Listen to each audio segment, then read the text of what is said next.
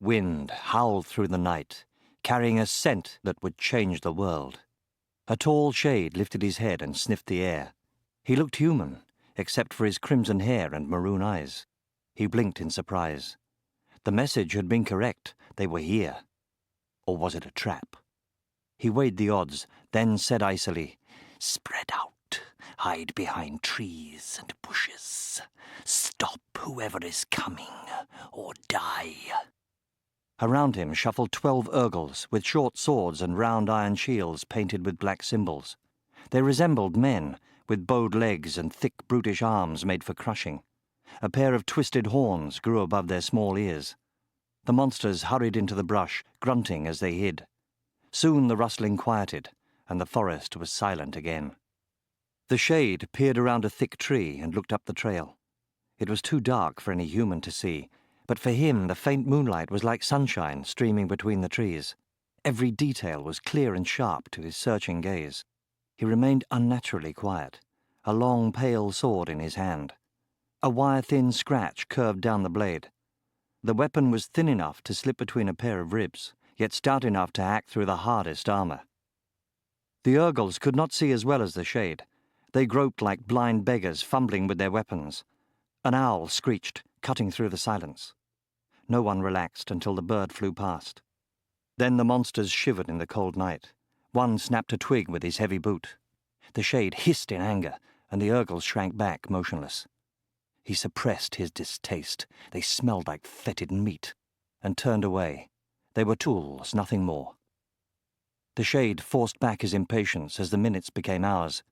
The scent must have wafted far ahead of its owners. He did not let the Urgles get up or warm themselves. He denied himself those luxuries too, and stayed behind the tree watching the trail. Another gust of wind rushed through the forest. The smell was stronger this time.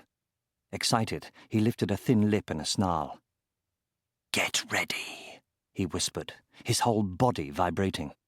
The tip of his sword moved in small circles. It had taken many plots and much pain to bring himself to this moment. It would not do to lose control now. Eyes brightened under the Urgles' thick brows, and the creatures gripped their weapons tighter. Ahead of them, the shade heard a clink as something hard struck a loose stone. Faint smudges emerged from the darkness and advanced down the trail. 3 white horses with riders cantered toward the ambush, their heads held high and proud, their coats rippling in the moonlight like liquid silver. On the first horse was an elf, with pointed ears and elegantly slanted eyebrows. His build was slim but strong, like a rapier. A powerful bow was slung on his back.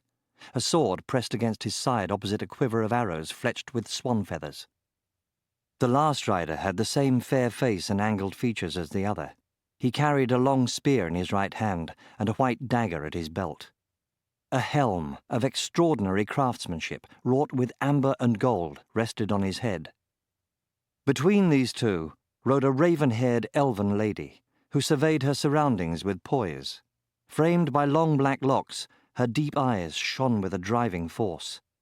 Her clothes were unadorned, yet her beauty was undiminished. At her side was a sword, and on her back a long bow with a quiver.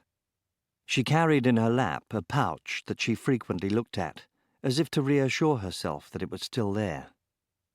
One of the elves spoke quietly, but the shade could not hear what was said. The lady answered with obvious authority, and her guards switched places. The one wearing the helm took the lead, shifting his spear to a readier grip. They passed the shade's hiding place and the first few Urgles without suspicion. The shade was already savouring his victory, when the wind changed direction and swept toward the elves, heavy with the Urgle's stench. The horses snorted with alarm and tossed their heads. The riders stiffened, eyes flashing from side to side, then wheeled their mounts around and galloped away. The lady's horse surged forward, leaving her guards far behind. Forsaking their hiding, the Urgles stood and released a stream of black arrows. The shade jumped out from behind the tree, raised his right hand, and shouted, "Gajla!" A red bolt flashed from his palm toward the elven lady, illuminating the trees with a bloody light. It struck her steed, and the horse toppled with a high-pitched squeal, ploughing into the ground chest first. She leapt off the animal with inhuman speed, landed lightly, then glanced back for her guards. The Urgel's deadly arrows quickly brought down the two elves.